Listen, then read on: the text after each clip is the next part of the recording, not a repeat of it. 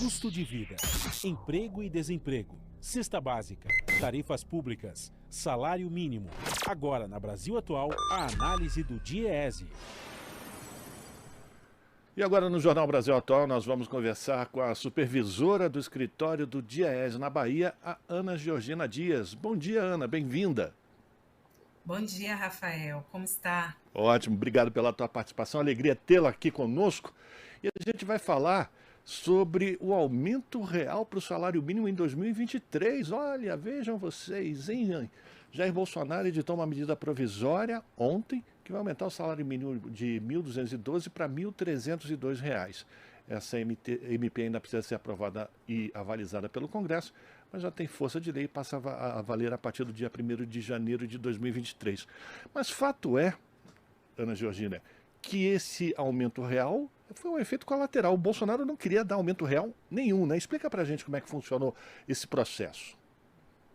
Exato, na verdade, esse ganho real acabou sendo um efeito daquilo que tinha sido previsto inicialmente, né, para o orçamento de 2023, a partir da previsão que se tinha antes para o INPC, né? O que acontece? No segundo semestre, sobretudo por conta da redução, né, das alíquotas do ICMS para alguns grupos de produtos, aí sobretudo os combustíveis, a gente tem uma queda, né, na inflação, e que acabou fazendo com que aquela previsão inicial de INPC em torno de 7,5% não se configurasse, provavelmente não vai se configurar. Hoje a previsão do Banco Central é o INPC em torno de 5,81 entre janeiro e dezembro de 2022.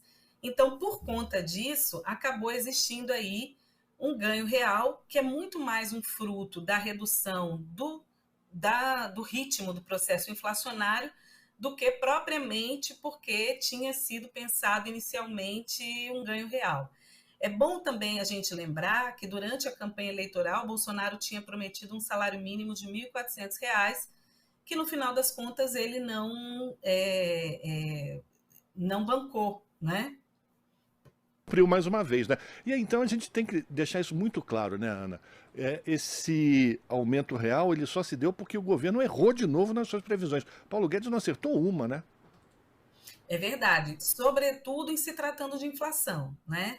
É importante a gente lembrar que, ainda que a inflação nesse momento ela volte, né, esteja num ritmo, né, de elevação, esses meses onde, por conta, repito, né, muito mais uma coisa artificial de reduzir ali o ICMS, né, de combustíveis, comunicação, transportes, né, que acabou tendo um efeito ali naquele momento e, sobretudo, durante o período, né, entre o primeiro e segundo turno, a inflação ela acabou se reduzindo. Mas mesmo ela reduzindo, a gente não tem uma perspectiva de que essa inflação muito baixinha ela possa permanecer, né? Inclusive, é uma das metas, né? O ministro já anunciado da Fazenda, o Haddad, ele já disse que uma das metas do próximo governo é manter a inflação controlada, mas a gente sabe que existem vários fatores aí que acabam contribuindo para a alta generalizada dos preços, né? Então, ainda que naquele momento, de forma artificial, os preços tenham sido freado um pouco, né, essa velocidade alta, na verdade, isso foi um evento temporário e muito em função do processo eleitoral. Na verdade, a inflação ela foi uma das coisas que menos se teve controle, né, que menos se conseguiu acertar nesses últimos meses, né, sobretudo nos últimos 2 anos, a gente pode dizer.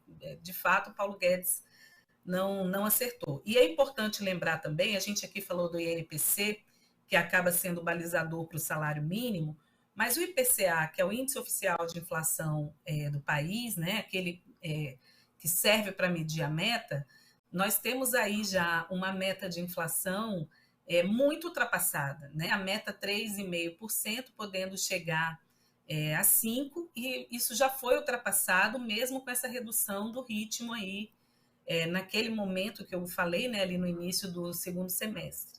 E outro fator que é complicador, principalmente para quem ganha salário mínimo, né, Ana, é que essa inflação ela se dá muito ainda sobre alimentos, né, e contas Sim. básicas, né, que influenciam diretamente no salário dessas pessoas.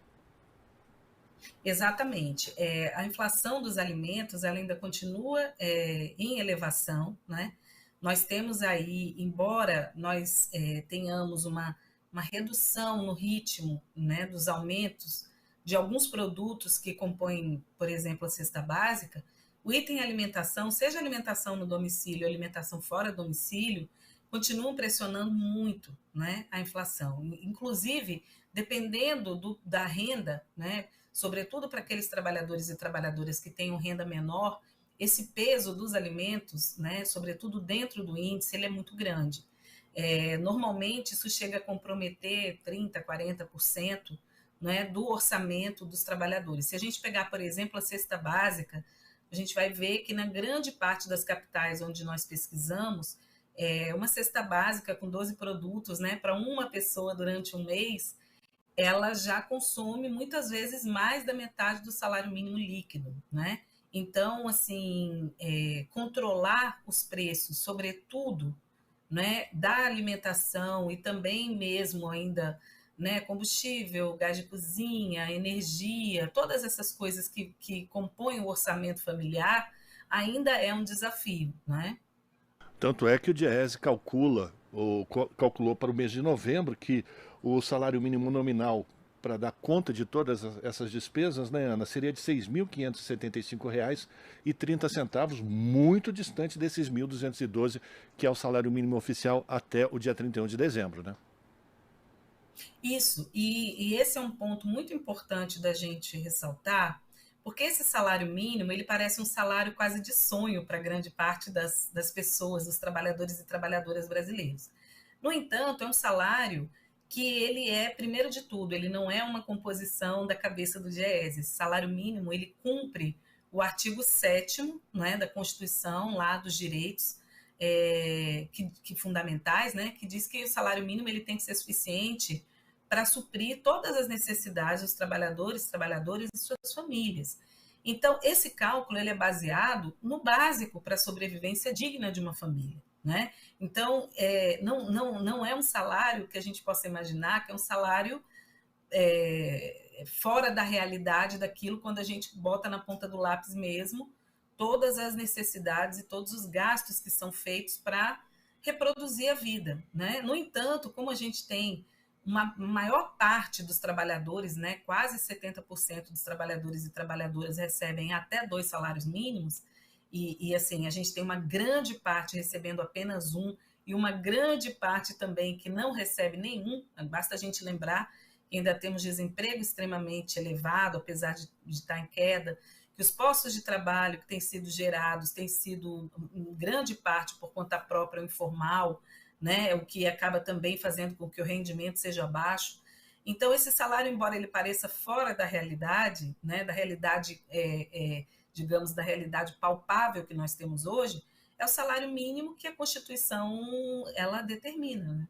Sem dúvida, a gente está falando com a Ana Georgina Dias, supervisora do escritório do Diese na Bahia, e essa situação poderia ser muito, muito pior, né, Ana? Porque se não houvesse a política de valorização do salário mínimo, política de valorização real do salário mínimo, que foi colocada desde o início do governo Lula, o salário mínimo hoje está algo em torno de R$ 700. A situação seria muito pior, né? Exatamente. Esse também é um outro ponto extremamente importante, que é um compromisso do governo eleito. Né? É óbvio que essa política ela teve um efeito extremamente importante, não só para aposentados, pensionistas, trabalhadores e trabalhadoras que recebem salário mínimo, mas, sobretudo, porque a política de valorização do salário mínimo, que foi uma construção, né, entre as centrais sindicais, os empregadores, o governo, né, ela teve um efeito de acabar também interferindo nas negociações das outras categorias. Então, categorias, por exemplo, como construção civil, comércio, que tem pisos muito próximos ao salário mínimo, acabaram, né, também trazendo para os seus pisos esse reajuste, né, na realidade, esse ganho real acumulado aí, né? Que se a gente pega ali de 2006 para cá, em torno de 77%.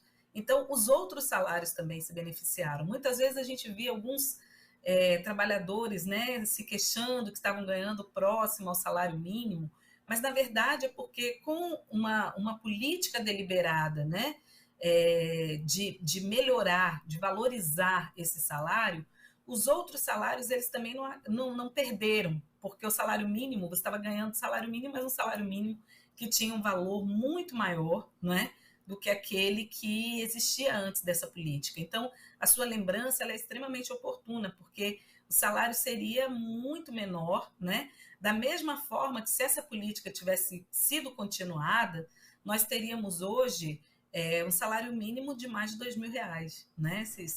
Aliás, de quase, né, R$ 2.000, se nós conseguíssemos ter aí esses ganhos reais sendo continuados, né?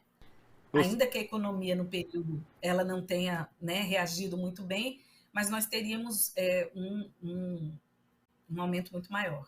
Pois é, recuperar terreno perdido desde 2016, né? Desde da reforma trabalhista e todo esse processo de desmonte do governo Bolsonaro. 2023 a gente recomeça essa história de diminuir, ou tentar diminuir, o fosso que separa os trabalhadores das populações que têm uma vida digna no país. Ana, muito obrigado pela tua participação, forte abraço para você, a gente continua em contato. Eu que agradeço, muito obrigada. A gente conversou com Ana Georgina Dias, supervisora do escritório do DIEESE na Bahia, aqui no Jornal Brasil Atual.